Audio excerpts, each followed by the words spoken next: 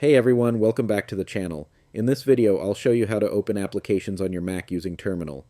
It's a fast and powerful method that lets you launch apps directly with a simple command. Let's jump right in. First, open Spotlight Search. You can do this by clicking the magnifying glass in the top right corner of your screen, or by pressing Command plus space on your keyboard.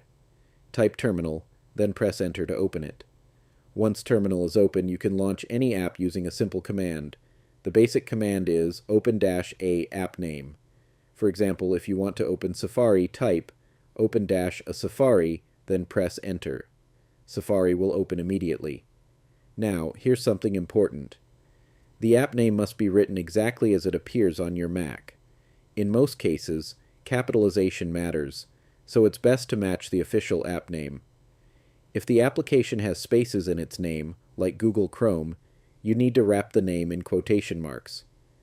For example, open dash, a quote, Google Chrome quote, press Enter, and Google Chrome will launch right away.